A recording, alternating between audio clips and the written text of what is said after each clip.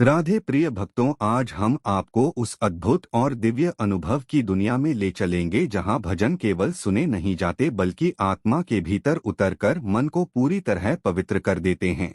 वो क्षण, वो वातावरण, वो सुर, सब कुछ इतना अनुपम था कि जिसने भी गुरु माँ को उस दिन गाते सुना उसने अपनी सांसों में भक्ति की नई महक को महसूस किया।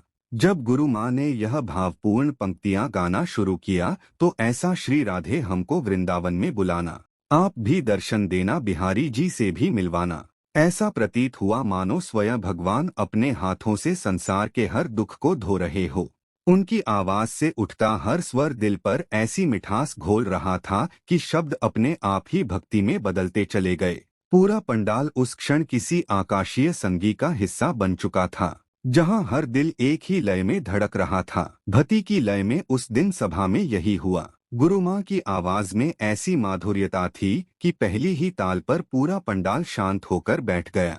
वहां उपस्थित बच्चे तक अपनी बातों को रोकर उन्हें देखने लगे और बड़े बड़े अनुभवी संगीतकार भी हैरानी से उनकी आवाज में छिपे भावों का रसास्वादन करते रह गए।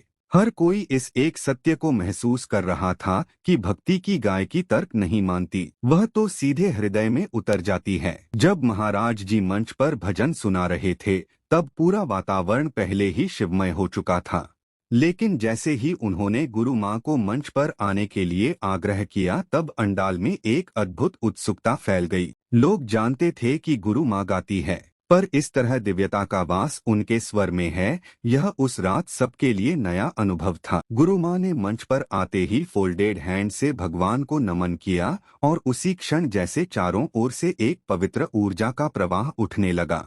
उनकी पहली पंक्ति ने ही सभा को ऐसा रूप दे दिया कि लोगों की सांसें थम गई।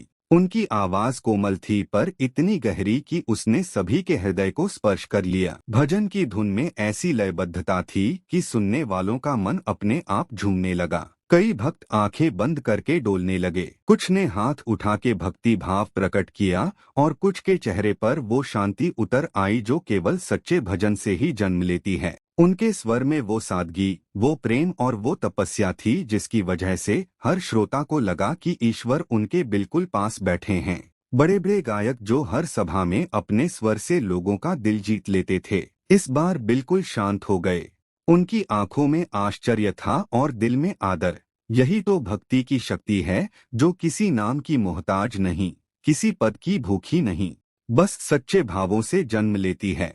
पंडाल के हर कोने में वो भजन ऐसा फैल गया जैसे हवा में खुशबू, जैसे धूप में रोशनी, जैसे शिव जी की कृपा की धारा बह उठी हो। लोग अपनी जगह से उठकर लय में झूमने लगे। कई भक्तों की आंखों से आंसू बहने लगे, पर वह आंसू दुख के नहीं थे, वह भक्ति के थे जिसमें मन पिघल जाता है और आत्मा हल्की हो जाती है। भजन के अंत के करीब आते आते पूरा पंडाल आस्था से भर गया था। हर चेहरे पर संतोष और शांति थी। जैसे ही गुरु माँ की आवाज थमी, पंडाल में एक क्षण का मौन छा गया और फिर अचानक एक प्रचंड तालियों की गूंज ने पूरे वातावरण को हिला दिया। लोगों ने खड़े होकर गुरु माँ को प्रणाम किया। कई भक्त उनके चरण स्पर्श करने को आगे बढ़े और महाराज जी ने भी भावुक होकर गुरु माँ की गायकी की हृदय से प्रशंसा की। एक ऐसी यात्रा जिसने हजारों दिलों को जोड़ दिया, भक्ति के सूत्र में पिरो दिया और ईश्वर की अनुभूति को हर किसी के भीतर जगा दिया। आज भी जब उस भजन का नाम लिया जाता है